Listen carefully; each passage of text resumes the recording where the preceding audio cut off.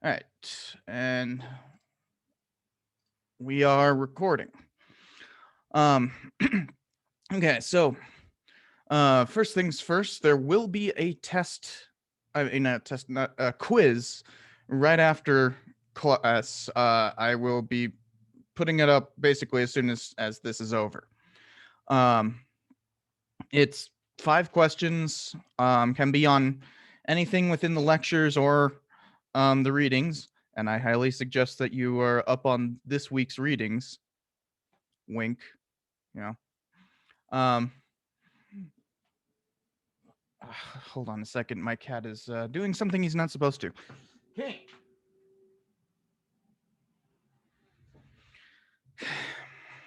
He's suddenly started to start attacking the couch now, and that's becoming a. Damn it! Okay. No. Stop it.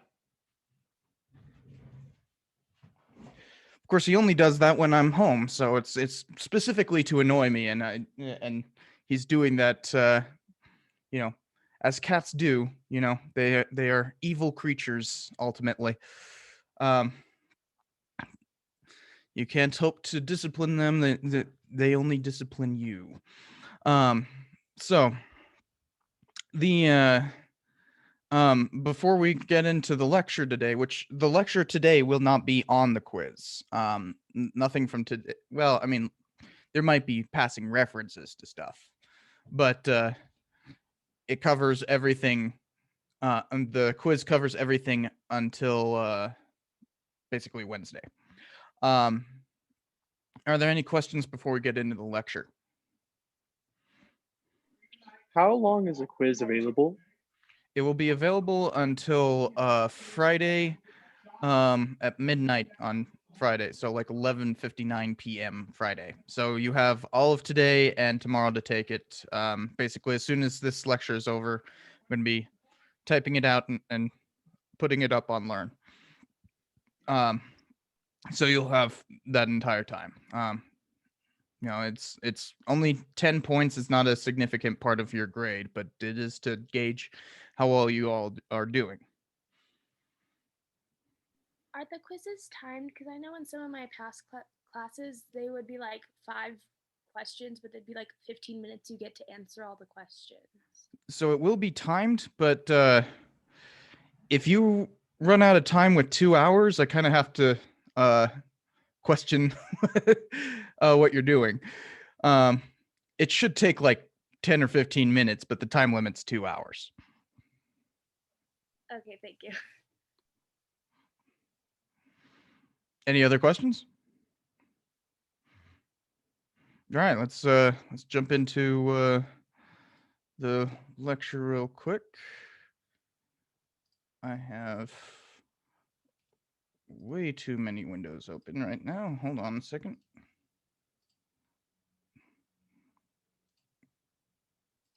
There we go. Um,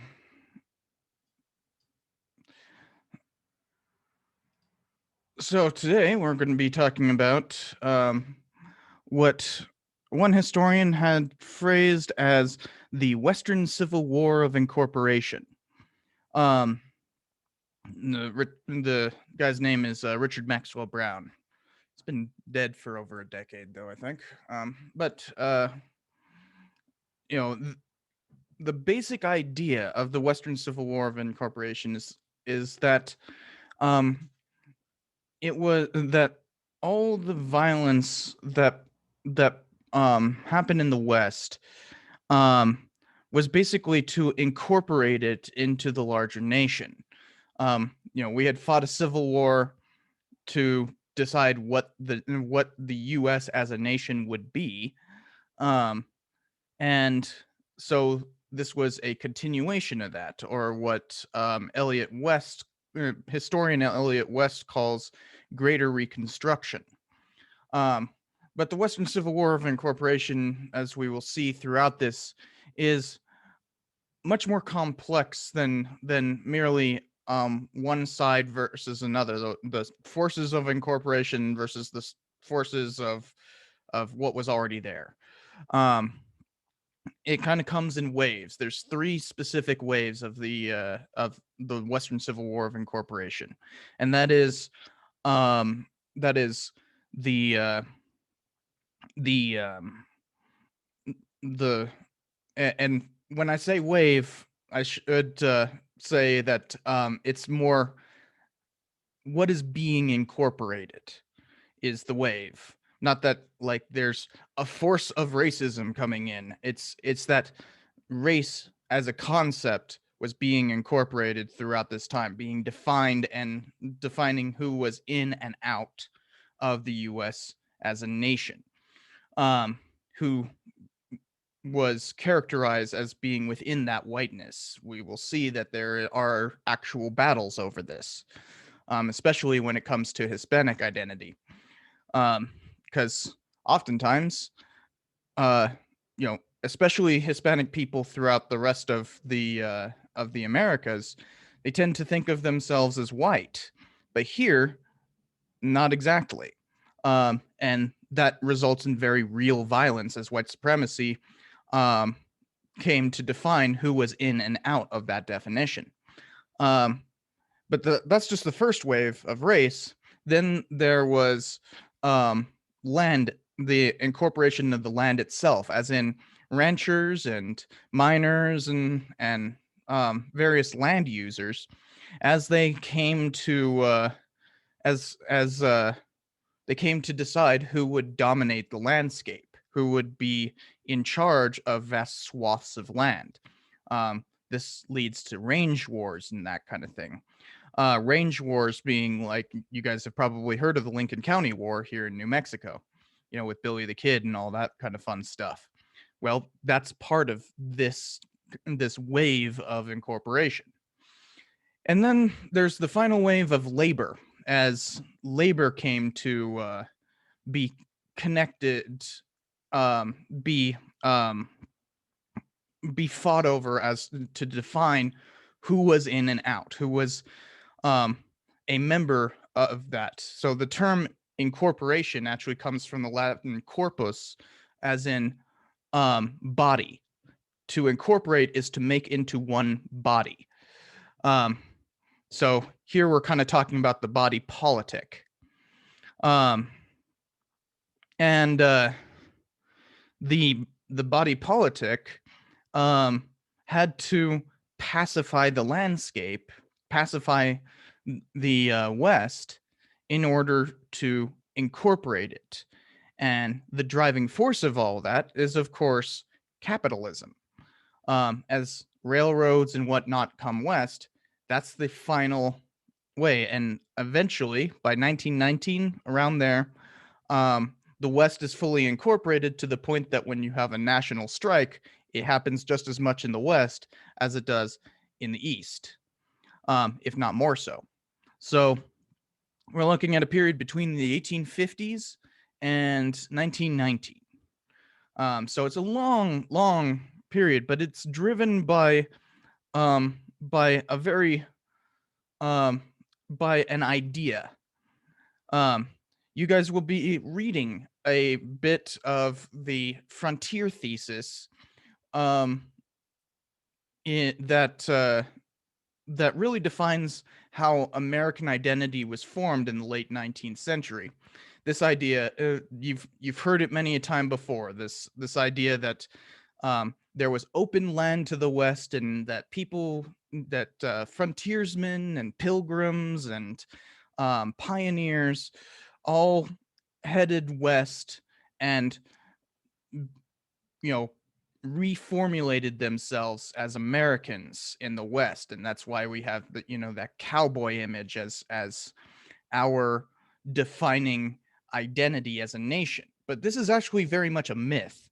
But Frederick Jackson Turner kind of put it the most succinctly. There'd been many other people who'd been saying this long before even the Mexican Cession was annexed in 1848. But the Turner put it in the best of prose. And also, when you guys read that Turner thesis, I highly advise you to look at it in terms of structure as well. It's one of the best structured essays that I have personally read. It's full of myth, so be forewarned. But in terms of just academic writing, it is a masterclass in how to write a first paragraph. Um, so the main idea, as he puts it, is that the existence of an area of free land, its continuous recession, and the advance of American settlement westward explain American development. So this picture right here is kind of the embodiment, and actually the name of this painting is American Progress. So you can already tell the bent that that this had, and this was actually long before Turner's thesis. Turner actually gave his thesis in a public lecture at the Columbian Exposition, the largest World's Fair ever. Um, and So it was actually quite a popular thing. I mean, you'll still hear major politicians invoking the Turner thesis even today. Like Frederick Jackson Turner may not be a household name anymore, but he is most certainly still part of that orthodox American identity. Um, the last president to invoke him was Ronald Reagan. Um, but the the that idea that America was made by heading west is based on a lot of problems, because that word open right there um has a lot of connotations that we're going to explore a little bit. But the main thing is, it seems to forget that there were these people, and that that was not that was purposeful. The idea that essentially drives this frontier thesis is the meeting point of what he calls the meeting point of savagery and civilization. The whole point of labeling Indians as savages is to reduce them to being no more than just wild, that they are um, uncivilized and therefore incapable of governing themselves. And so it goes to the pioneers and the miners and the land users and eventually the farmers. These are the three main waves of the frontier thesis, that there were waves of civilization conquering the wilderness, that you have pioneers and frontiersmen just heading out there to head out there. Then you have land users, as in miners and ranchers. And then you have settlers, as in, people brought by the railroads, people who turned the land into into production. So you can also see that this myth is very much based about creating profit, that it is about making the land useful. And since Indians were considered to be wild or savage, that they would not be capable of making it productive. So it came to these settlers, these different waves, to really civilize the wilderness. There's actually a lot of interesting things in this picture worth pointing out. For instance, notice that Columbia here, this is supposed to be the manifestation of Columbia, it has the star for states. So new states are heading west. She's carrying a telegraph wire, and she also has a school book. Remember last time we talked about assimilation policy and that kind of stuff. So when she's facing towards Indians who are trying to get away, and she's literally pulling the telegraph wire along with her as she's attempting to school them, that has some pretty dark connotations, does not. Um, so the first wave of Turner's thing, and remember we had talked about the Western Civil War, where it's basically flipping Turner or turning Turner on his head. The main idea is that these waves are inherently violent, and trying to incorporate the West is a way of flipping that whole idea on its head. So the first wave is the land the well, of course there's frontiersmen, but frontiersmen um are mostly of a period prior to the time that we're talking about.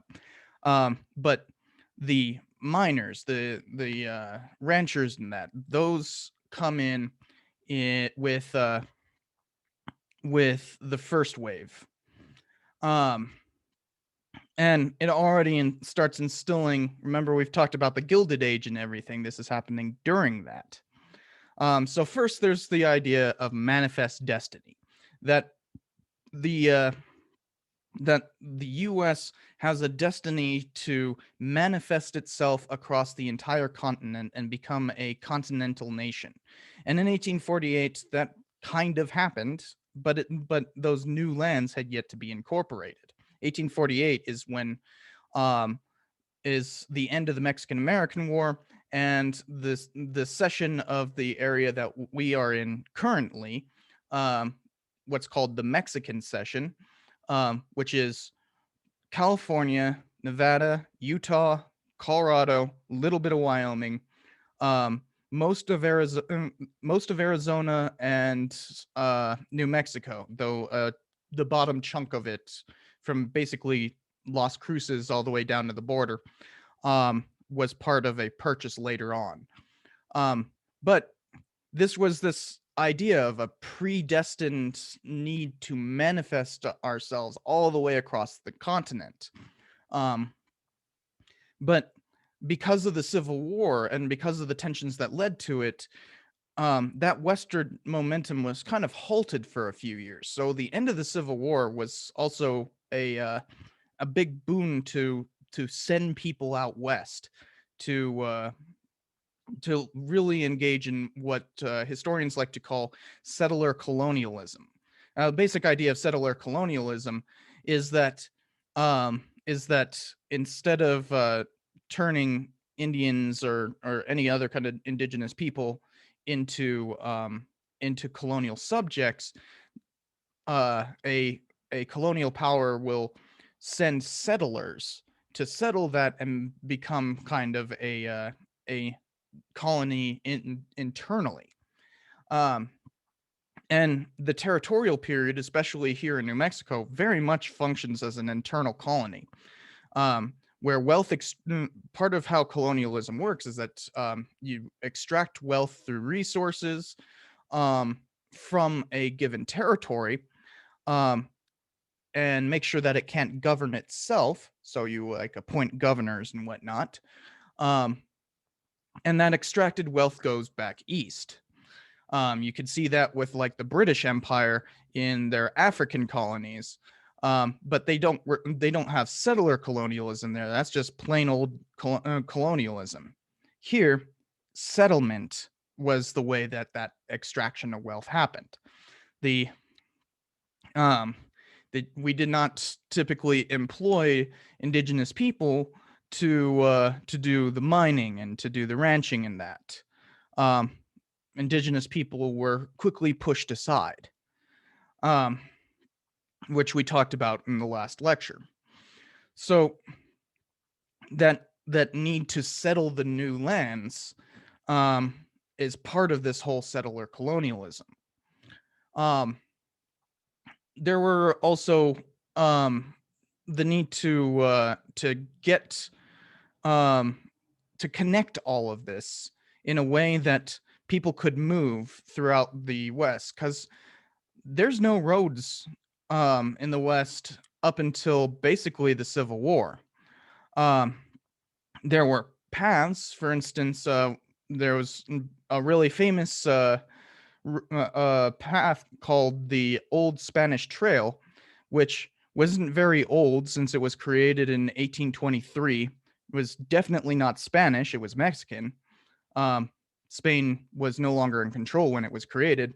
And to call it a trail is putting it a little nicely. It was basically a bunch of dots on a map, nothing more than that. So these kinds of routes throughout the West to get people out to California, where there's a major gold rush in 1849, um, is not very well put together. I mean, even today, you can still find a lot of these routes were kind of paved by just the sheer amount of wagons that carved ruts into the mountainsides. Um, and you can still find some of these places, especially up in Colorado and Utah. You can still find plenty of places where these ruts remain because they were carved so deeply into the earth. Um, and so the best answer for that was the railroad. Problem is, you need to find a way to fund that. It is a massive undertaking to build a railroad that long. Nobody had done that yet. The first transcontinental railroad was across the Isthmus of Panama, actually built by an American company that was paid for somewhat by the U.S. in Panama. But this was a tiny little railroad. Doing the second transcontinental railroad ever was quite an undertaking. Um,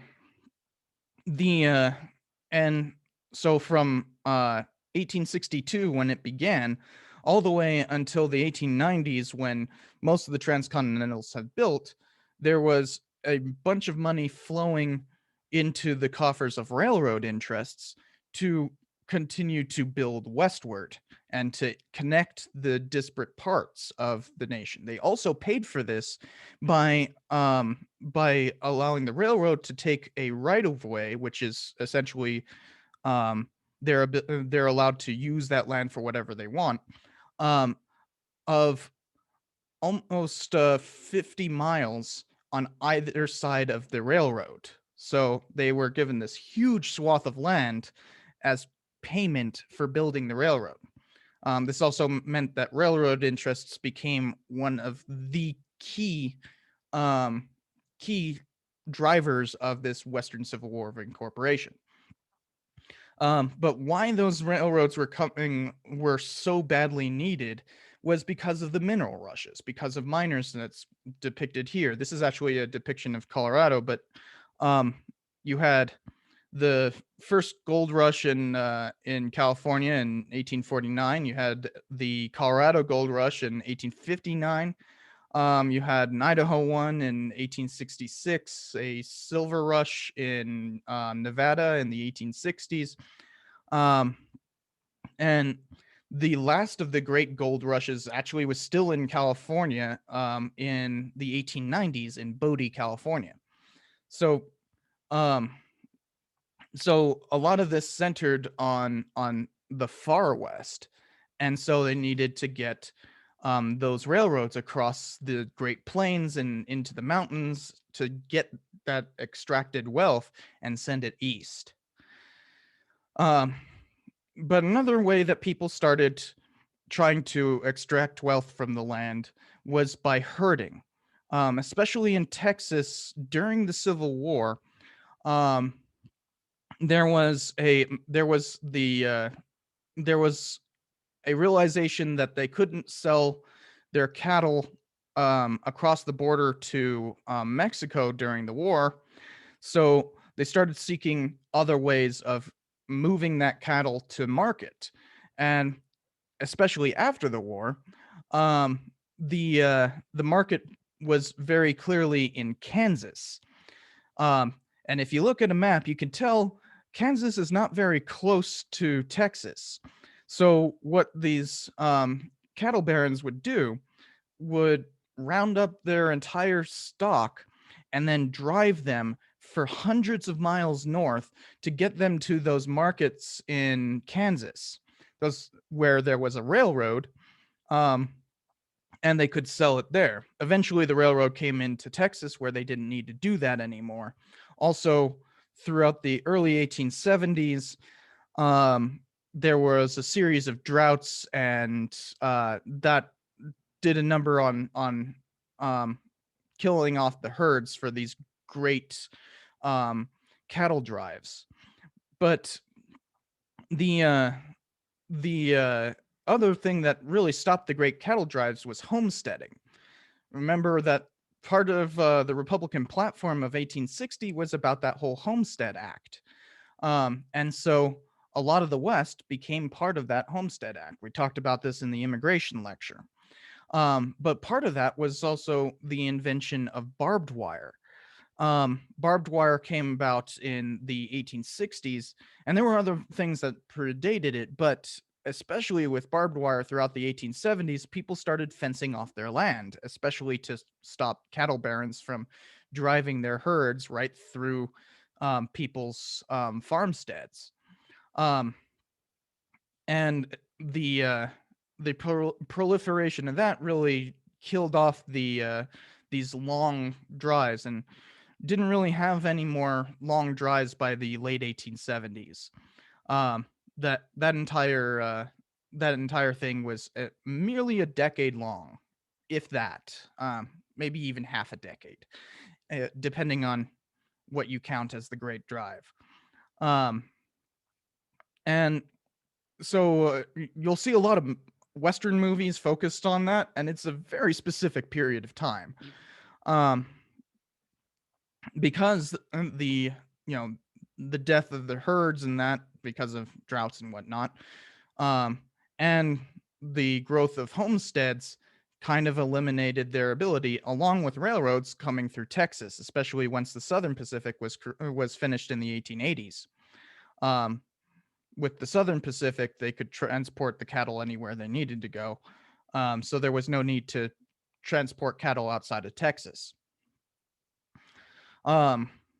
But there were major cattle barons all over the place. For instance, in that Lincoln County War that keep on referring to, the person who was the richest in that county was a guy named John Chisholm, who was a cattle baron. He was actually a Texan cattle baron, but he had relocated into New Mexico.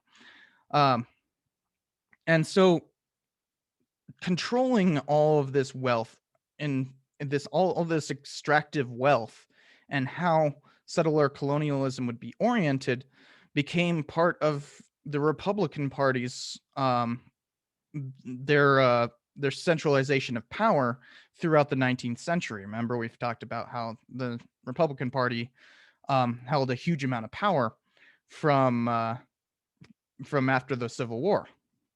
And this is most typified by the Santa Fe ring here in New Mexico, named after Santa Fe, because that's where the center of power was.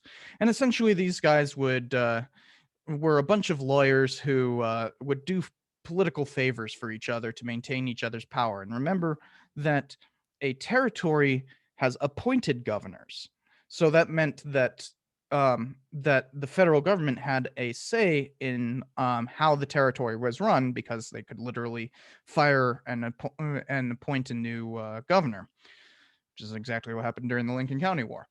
But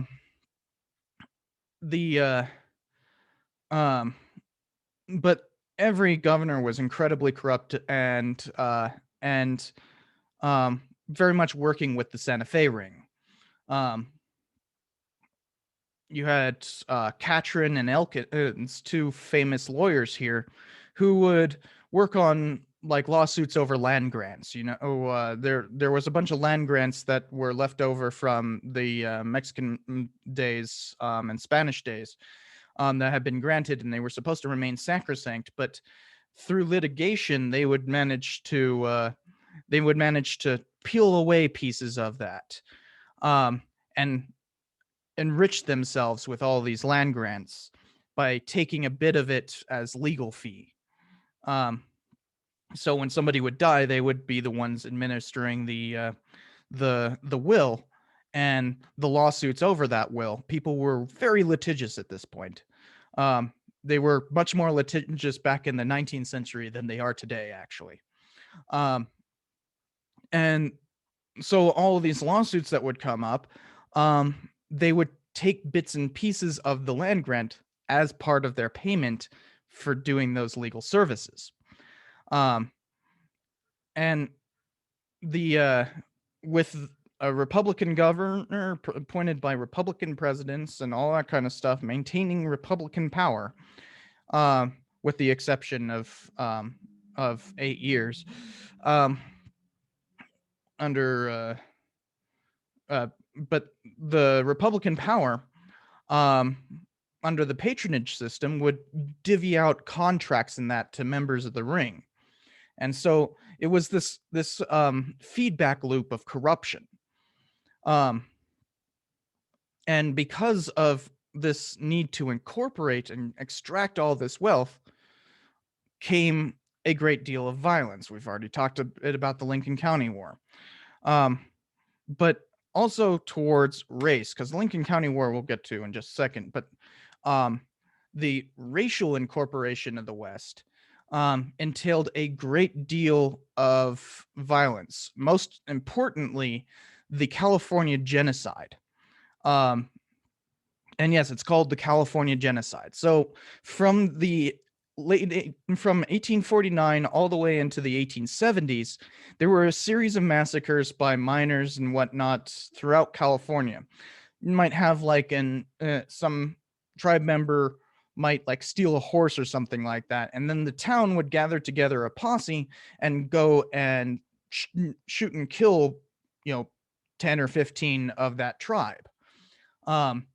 And in fact, it became legalized through expeditionary laws. For instance, the first year of California as a state actually used this law 4 times to pay people to go on expedition against Californian Indians. But that was actually a low amount.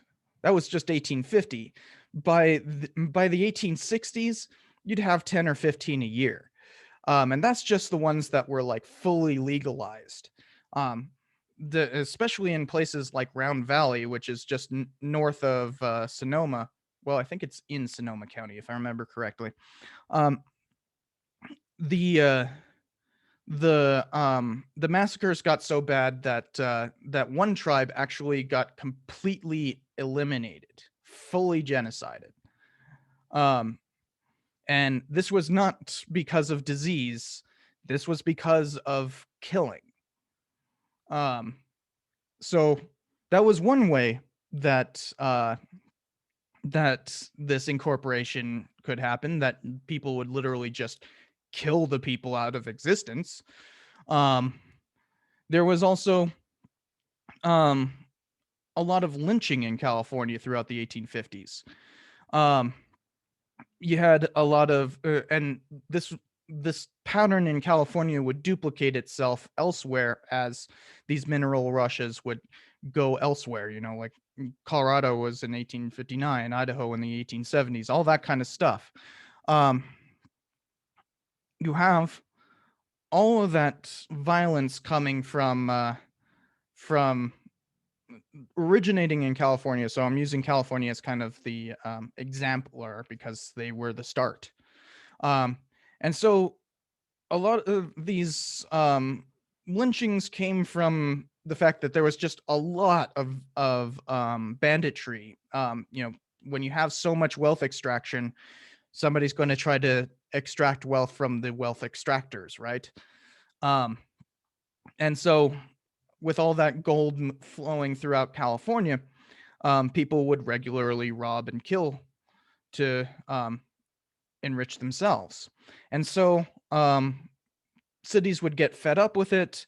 They would think that the law couldn't do it sufficiently. So they would form what was called a vigilance committee, which is where we get the term vigilante. And a vigilance committee was essentially all of the town's members coming together and holding mock trials as if they were their own legal authority, and then lynching people. Um, Although it didn't always end up in lynching. For instance, the San Francisco Vigilance Committee of 1849 didn't actually lynch anyone, but they did in 1852 and 56. But they only lynched 2 people. And when I say only, that should indicate how bad it was elsewhere. For instance, LA had a running vigilance committee that might have killed around 40 people. So it was substantially worse elsewhere. But mostly what the San Francisco vigilance committees did was exile people. They would literally exile people from San Francisco under penalty of death if they returned. And in fact, trying to fight one of these vigilance committees, this guy, you guys might have heard of him, named William Tecumseh Sherman, first became a general in the California militia to put down one of these things, and he actually never made it past San Jose before being halted by bureaucratic nonsense.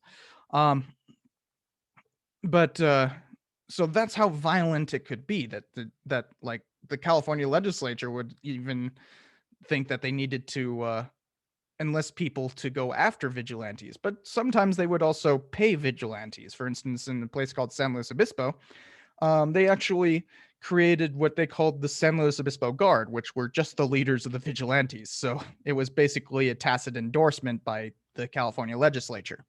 And this kind of thing happened everywhere. For instance, here in Albuquerque, there were 2 vigilance committees. They killed a total of 4 people in the 1880s. And in fact, one of the people that they executed was the first town marshal. And they hanged him and buried him with the rope around his neck. They did not like that guy. But this continued throughout. This kind of vigilantism continued throughout the West, and in fact became quite a movement with the White Cap movement in the 1880s. Here in New Mexico, we had a version of the White Cap movement known by its Spanish name, Las Gorras Blancas, which literally just means the white hats. Cap as in wearing a white cap. And the White Cap movement was essentially permanent vigilante committees that would just terrorize anyone thought to be a miscreant.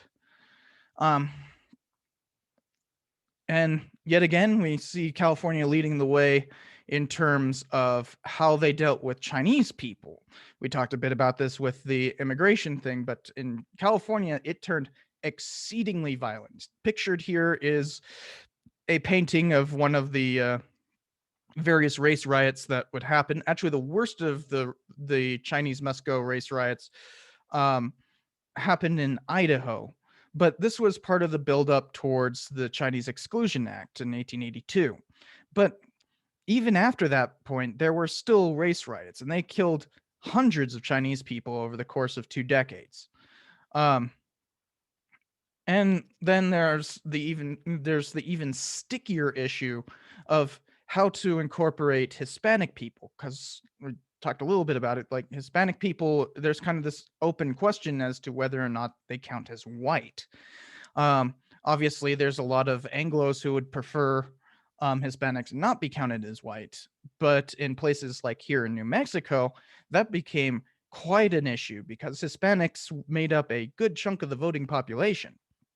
And so it tended to come along, whether or not Hispanic people were counted as white, tended to be more along the lines of class divides. That, if you were a rich Hispanic, rich Hispano, then you could probably pass as white. But if you were poor or pobres, then you probably wouldn't. And be excluded. Places like California and Arizona actually created systems of segregation. California had segregation of Black people, but That was later. But Arizona didn't really have any place where black people were segregated, but they did have places where Spanish people were segregated. Or what were they're called vecinos. Um, vecinos were, it just means like neighbors. But like um, the uh, the they would often be put into be relegated to certain parts of town or things like that. Here in New Mexico, we didn't really have that. But that was simply because of the sheer amount of Hispanic people here who managed to resist all the calls of white supremacy to exclude them. But that's not like it's not that they didn't engage in white supremacy once they were included within white supremacy. They were simply part of it at that point. They fought to be part of white supremacy, not to fight white supremacy itself. Um, so uh, um, the this really comes to a head um, during what's known as the Border War. During the Mexican Revolution of 1910 through 1919, there were various border clashes throughout the West. There were several battles right on the border. We talked a little bit about this in the immigration episode, but there was Texas, for instance, where there was a bunch of people who um, there was what were known as sediciosos, as in seditionists, who were trying to enact what was known as the Plan de San Diego, which was essentially an idea that they would somehow manage to get local tribes that didn't really exist to rise up and reconquer Texas for Mexico. It was silly, and it's really questionable how much of the sediciosos were actually trying to enact that, or if they were trying to, basically make guerrilla camps so that they could raid back into Mexico during the revolution. But massive battles were fought. For instance, there was one it was depicted in a TV show a while back. I think it's called The Sun. Actually, fairly accurately depicted that they show a bunch of sediciosos coming across the Rio Grande, and then this big firefight erupts, and something like 15 people are killed on the sedicioso side. And the that's something that actually happened, and there was a bunch of other smaller conflicts like that. For instance, there were several battles of Tijuana that ended up getting into San Diego, and San Diego ended up having to create a prisoner camp for all of the people who would cross the border and try to use the American side of the border as a guerrilla camp so that they could raid their enemies during the Mexican Revolution. But this also meant that places like Arizona became especially focused on race, and so in Bisbee, Arizona, they rounded up a bunch of Mexican workers who had been who many of them were actually American citizens, but that didn't matter to them, and deported them. Sent them actually out here to New Mexico, where a lot of them were figured out that they actually were American citizens and shouldn't be deported, but it was because of a labor strike. And so the Bisbee deportation is quite a black mark, because they deported something like 2,500 people. So this was not a small affair. It was, literal thousands of people being deported. But this was all part of this growing tension during the border war. Eventually petered out in 1919. But for that time, which, mind you, is right when New Mexico and Arizona become states, the last states in the lower 48.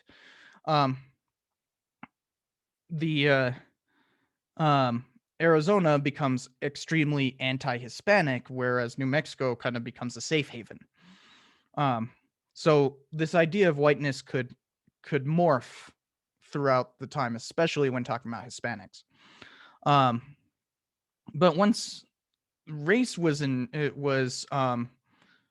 incorporated, then came land property. We talked a little bit about range wars, but for instance, there were a lot of range wars that were over who would be ranching in on these ranges. So you'd have sheep herders and cattle herders going at it, especially up in northern Colorado. Um, there were a series of clashes there, but these actually continued. The last of the ones happened in Northern California in I think the last major firefight there was in 1918. But that was also related to the World War One, so it gets complicated. Um, you have the Colfax County War here in New Mexico, um, that was fighting over who was allowed to be on what's called the Maxwell Land Grant, one of the largest land grants in the U.S. And it's a good chunk of northern New Mexico and actually a little bit of southern Colorado.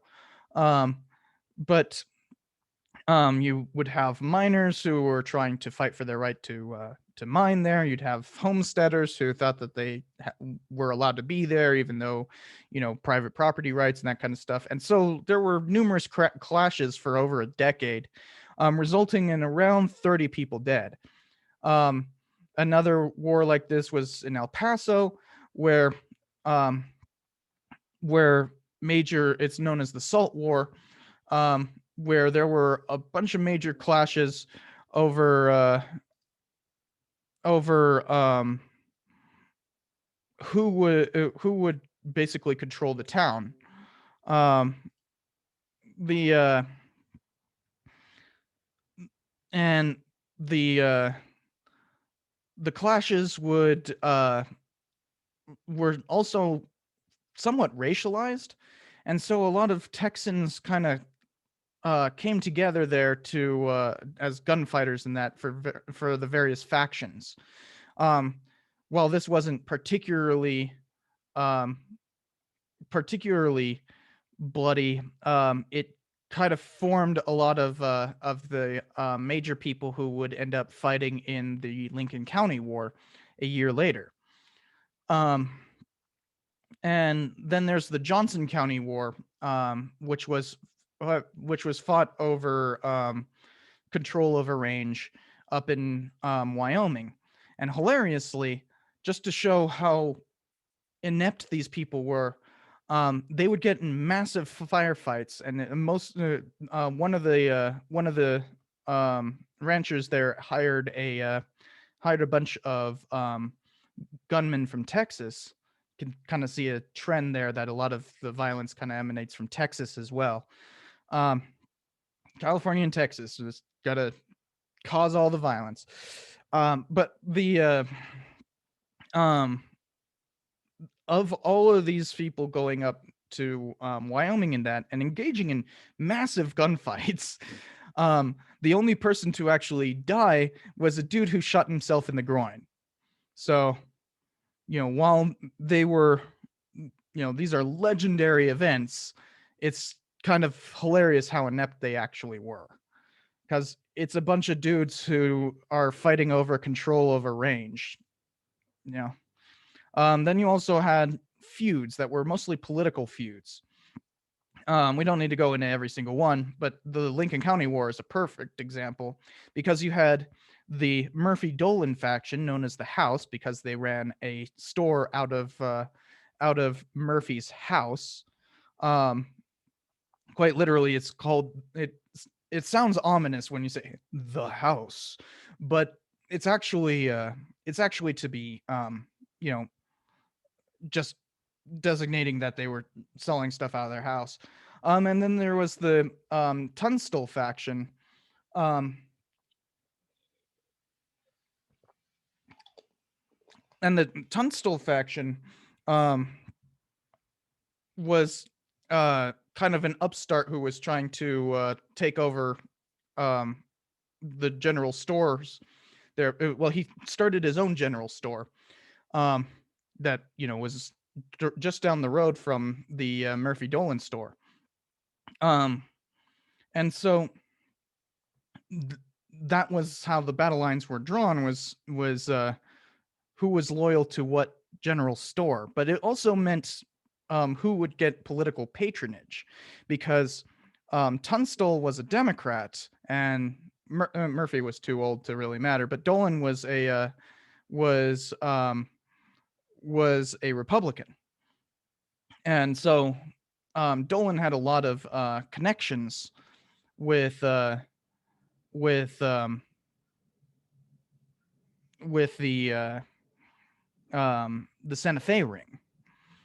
And so that's how it developed. And then it came to a bunch of lawsuits over who owned what land and whatnot. And during one of these things, claims of fraud ended up having the sheriff arrest Tunstall and send him down to Mesilla, where the court was. And on his return from Mesilla to Lincoln, the Dolan faction, with a bunch of hired guns, especially a local gang known as the Evans Gang, ended up killing Tunstall while supposedly trying to arrest him. So the Tunstall faction, of course, freaked out, and had all of those folks why is that had all of those folks um having to basically hide out from the sheriff and that. And the leader of the of what they called themselves, the Regulators, um was shot and killed during a firefight, then another one. But they also did a lot of ambush killings of people that they were seeking revenge for the killing of Tunstall. And so you could see this kind of builds into more and more violence until finally they in mid 1878 they have the final big clash, where the last of the Regulator leaders meets his demise, and they had a 5-day long battle that was only ended by the U.S. Army intervening and the president actually using the Insurrection Act to put it down. One of the few people who managed to escape was this guy right here, Billy the Kid. And Billy the Kid became rather disillusioned from all of this. It's debatable what his motivations were exactly, but he went on a killing spree. And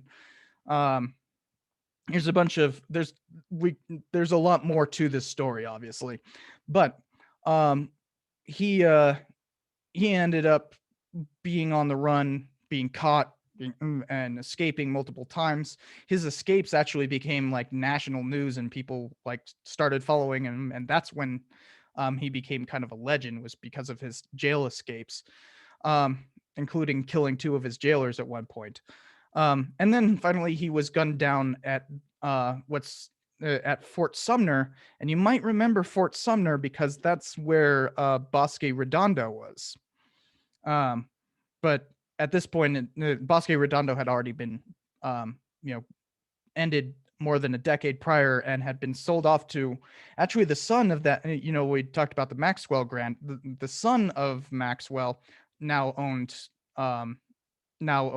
the Fort Sumner, and it was right outside of Maxwell's living room that Pat Garrett killed Billy the Kid.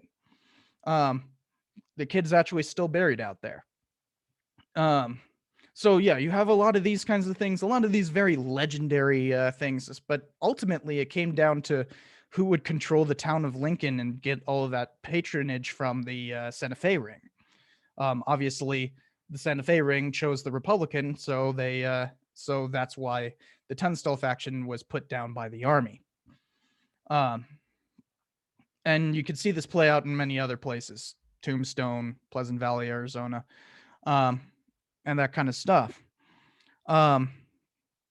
So you have these feuds between people who want to control this stuff, and then finally there's the last wave. So once those, you can tell most of these are the late 19th century. Well, next came who would control labor. Um, so this led to a lot of things. For instance, like the railroad wars. People literally multiple railroads trying to build through an area. Most famously, the Royal Gorge Road, Royal Gorge in southern Colorado, which included just a litany of really famous um, Western gunslingers who were basically working for one railroad or another to allow for that railroad to come through. But these labor wars were especially bad with the miner wars, as mines became more and more industrialized, especially with coal and with things that need to be produced a lot more than, because gold is a very small amount that you find, that you're trying to get just little tiny small amounts. But when you're talking about coal, you're basically talking about digging out an entire mountain. Or copper, you're getting huge amounts of this stuff. And so it needs to be heavily industrialized. You need a large labor force. But when the labor force clashes with the mine owners, you get a series of major fights. This picture right here is from what's known as the Ludlow Massacre in 1914, where a mine owned by John D. Rockefeller, you might remember him from another lecture, that Rockefeller basically employed a bunch of what are known as strike breakers, essentially hired muscle like Pinkertons and that to try to break the strike. They'd bring in what are called scabs, as in people who aren't who are willing to work outside of the union. And so if a union is on strike and workers go to work for the mine anyways, those are called scabs. So that's how you would try to break a strike, is that you have hired muscle to antagonize the union into breaking the strike, and you have scabs to continue to make profit for the mine owners so that they can pay the hired muscle. So you can see this is kind of a system, and it's a little bit different from like those range wars and that, where it's individuals who just are loyal to one faction or another. Here it's literally class struggle. It is there are people who are fighting for to build a union, and to get better wages, to have less working hours, that kind of thing. So it's one group versus the power and wealth of elites. And you could guess how that goes in the turn of the century, that mostly during the Gilded Age, the elites win basically every time. Cannot say that word. Up in Idaho is kind of one of the few exceptions where a governor actually called out the militia to protect the union, the labor union. But otherwise, most of these have the army being called out, or the militia being called out to fight on the side of the mine owners. You see that in Colorado multiple times. Ludlow's in Colorado. So you have all of that kind of stuff. We already talked about the Bisbee deportation. But there were other things where labor ended up clashing with capital. For instance, up in Everett, Washington, there was the Everett Massacre, where it was just a fight between Wobblies and the local sheriff. But by 1919, with the United Steel Strike, which covered the entire country, it's the first time that we really saw the West being part of a national labor movement. And so by 1919, you could say that the West is fully incorporated, because now the entire country is fighting labor and trying to suppress labor, and did so pretty successfully during 1919. We'll talk about the Red Scare and that in a later class. But by this time, you have the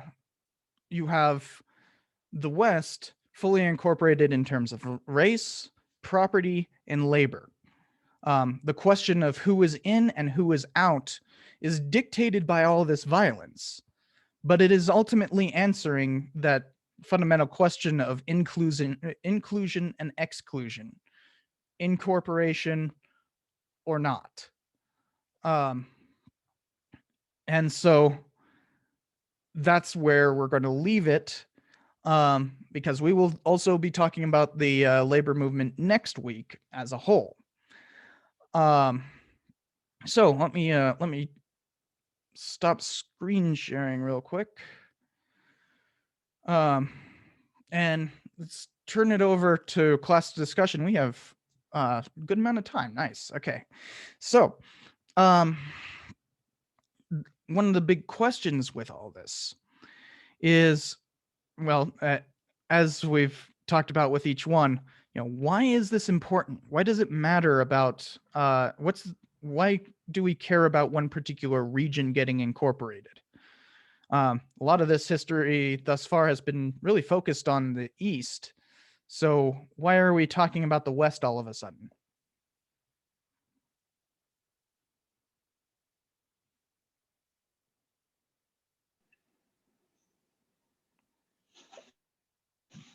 We're probably just because once people started moving towards the West, I guess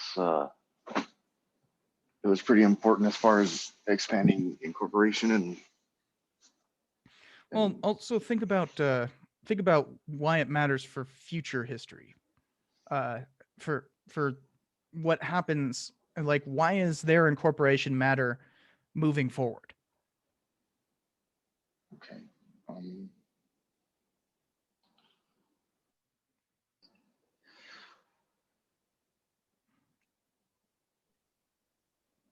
If I may, our country wouldn't be the way it is today if it wasn't for the expansion of the West.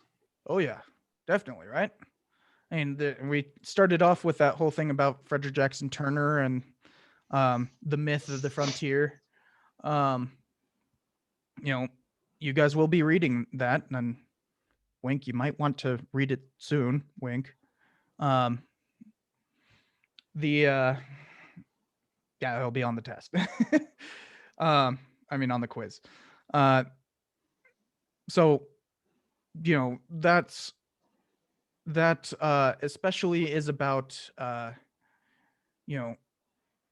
how the country viewed itself. And we kind of have identified ourselves for the longest time with the West, right? You guys have certainly seen some Western movie, right? Like it's an entire genre.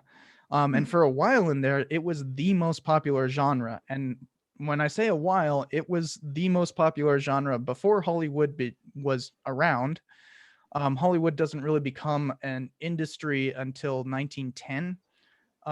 It takes a couple decades of the movie industry to move to Hollywood. But part of the reason why they went to Hollywood, in fact, I'd argue the main reason they went to Hollywood was because of the weather, and how well it suited their most popular genre, Westerns. So part of the reason why Hollywood even exists is because of the Western, and its popularity. And it's part of that whole, like, the Western is part of the national character and all that. So yeah, that's a very good answer. But like, how about like thinking locally? We are living in one of these places that got incorporated. What does that mean locally?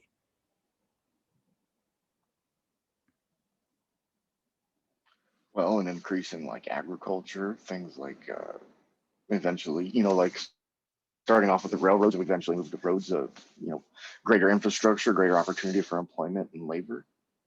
Yeah, that's one way of looking at it. I mean, it also, you got to think of the detritus of all this, right? We've talked a lot about the people who were, eliminated, excluded, and because a lot of this process was about inclusion and exclusion. But like here, yeah, you have the Maxwell land grant and the fighting over that. You have Lincoln County.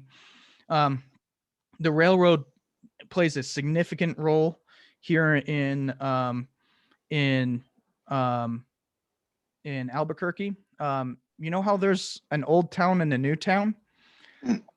The new town was originally called New Albuquerque, the downtown as you know it today.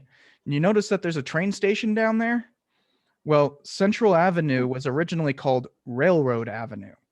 And in fact, the university, this very university, UNM, was created with a lot of money from the railroads, and especially the reformulation of the style. Originally, a lot of the buildings were built as this kind of Victorian style. If you go back and look at 1880s UNM, it looks very Victorian. In fact, the oldest building on campus, the alumni building, is a perfect example of this, because it was originally one of those buildings that looked. I think it was built in 1887, 88, something like that. But in the early 20th century, the railroad was needing to advertise to people what were called Harvey houses, these kind of cafes that went along with every stop along the Santa Fe Railroad. And these Harvey houses were built to emphasize like an idealized form of architecture in each locality. In California, you had Pueblo Revival, hence why if you've ever been to a neighborhood in like anywhere in the Southwest, you see those like white stucco wall houses with Spanish tile roofs. That was purely a creation of the railroad trying to ape the Mission style, so it's known as Mission Revival. Here, it's called Pueblo Revival, what they were trying to do here with the Harvey houses. And UNM got a huge amount of money from the railroad to pay for renovations in that, and kind of part of the unwritten part of that contract was to redo the styles of the buildings as well. Hence why every building at UNM is in that Pueblo style. That is actually meant as a railroad advertisement. So you could see this stuff affects you today. A lot of you probably live in houses that are these kind of, adobe houses. Well, that's also part of this whole railroad advertisement. If you look at some of the older houses in town, they're all that kind of like Victorian looking stuff. But I'm in a house that's from 1941, and it's in this Pueblo style because the railroad was using that as an advertisement. By the way, Land of Enchantment is actually a railroad advertisement. That's a Santa Fe Railroad saying, and also the Zia was incorporated by the Santa Fe Railroad. The symbol of the state was incorporated as an advertisement for that, and that's how it became the state flag. So, yeah, railroads have this long-lasting effect. And so it's not just like the labor itself that matters and the opportunities in that. It's also literally the cultural foundation of this state. Okay. So we have about 5 minutes left. Let's talk about the more racial aspect of this. How does that? What kind of legacy does that leave? We talked a bit about the California genocide, and we talked a bit about the Chinese exclusion and how Hispanics were dealt with. How does that informed today?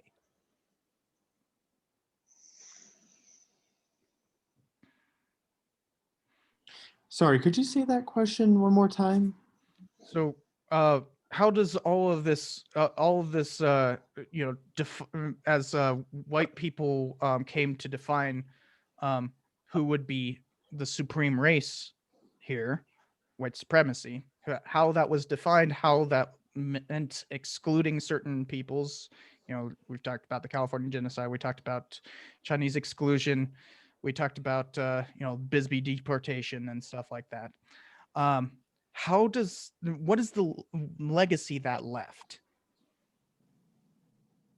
Because it still affects everyone here today.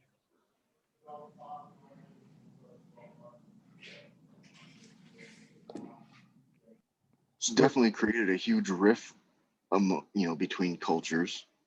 There's, like this huge separation, and because of some of these the feuds and the wars and stuff, there's been a loss of culture and a loss of language in some instances. So as far as like legacy leaving behind, it just seems kind of Well, loss definitely is part yes. of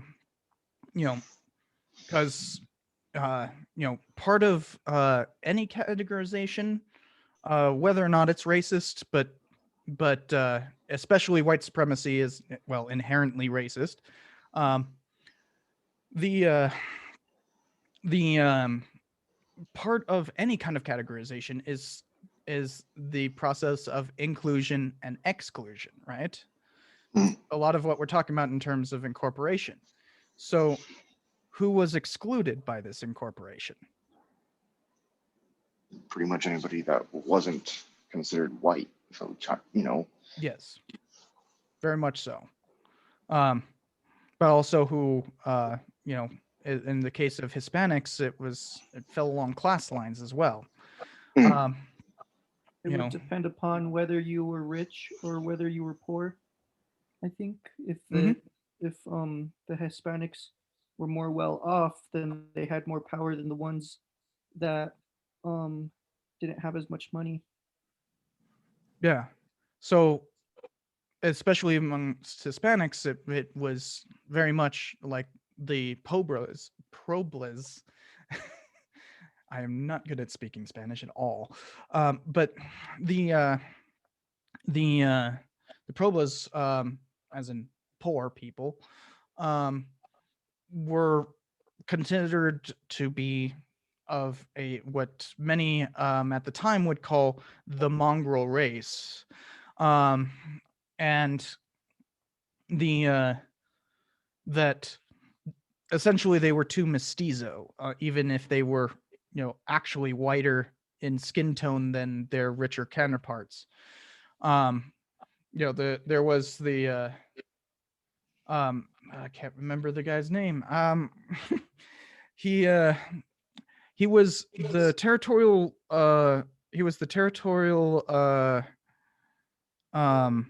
representative to Congress from New Mexico right before the Civil War, and he couldn't speak a lick of English, and a lot of senators really hated him because he was dark, but he was considered white by the census, but then there were a lot of people who were considered black. And something you have to understand about the census at this point, that the census literally only had two options, white and black. And so a lot of these poor people would be counted as black, simply because they were poor. And that exclusion still kind of goes to today. There's a significant legacy of it, what one historian calls the legacy of conquest. Great book by Patty Limerick if you ever get the chance to read it. But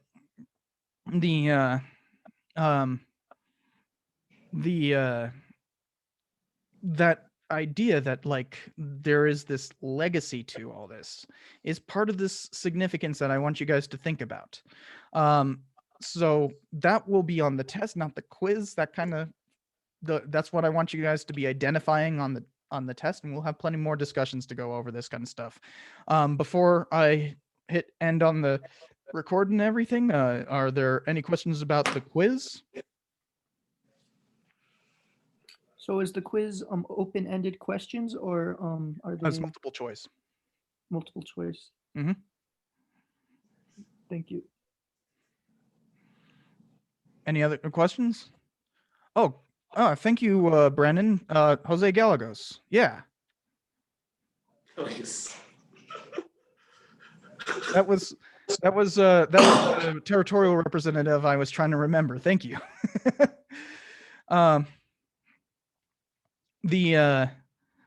So yeah, I'm gonna that'll be it. We just got a little over time, so I'll stop the recording here. You can ask me any questions after that if you would like.